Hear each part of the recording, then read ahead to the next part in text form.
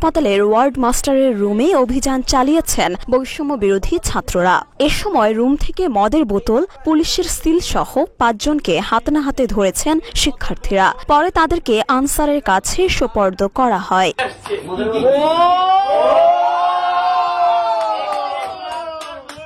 অভিযানে word master রিয়াজের room থেকে মদের বোতল, পুলিশ কেসের সিল, ধারালো অস্ত্র, বেসরকারি হাসপাতালের ভিজিটিং কার্ড, আবাসিক হোটেলের ভিজিটিং কার্ড, ছাত্রলীগ সহ বিভিন্ন রাজনৈতিক দলের তালিকা পাওয়া যায়। আমরা যখন বিগত ৫ তারিখে মেডিকেলে আসি আমাদের আহত রোগীদের চিকিৎসার ক্ষেত্রে, তো সে সময় আমরা লক্ষ্য করি যে বিভিন্ন রোগের অভিযোগ ওঠার পর আমরা বিভিন্ন ইউনিভার্সিটি কলেজ থেকে ভলান্টিয়ার টিম যখন নিয়োগ দিই, তখন সে অভিযুক্ত যারা ছিলেন তাদেরকে আমরা লিস্টেড করার পর যখন আজকে আমরা এই জিল্লুর রহমান এবং রিয়াজ ভাইয়ের রুমে আমরা যখন তল্লাশি চালাই, তার রুম থেকে বিভিন্ন আলামত সংগ্রহ হয়।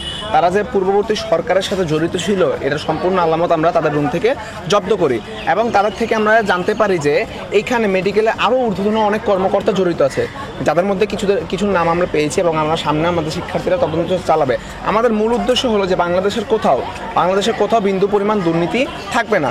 তো সুতরাং দুর্নীতি দমন এবং দুর্নীতি রোধ করার জন্য এদের বরখাস্ত করা অতি প্রয়োজন। সে হচ্ছিল এক একজন মানুষকে ভর্তি করতে, মানে এক একজন মানুষ নিজেই সরকার হয়ে দাঁড়াইছিল, নিজে প্রত্যেক ৩ লক্ষ টাকা করে নিছে, ৩ লক্ষ টাকা করে এক একজনকে মানে জাল আইডি কার্ড বানিয়ে তাদেরকে ভর্তি করাইছে, মানে এখানে কাজ করানোর জন্য। তাদের লিস্ট পাইছি ১৭০ জন, কিন্তু ওরা টোটাল হচ্ছে 700 জন। আমরা লিস্টের মধ্যে ১৭০ জনকে বের করতে পারছি।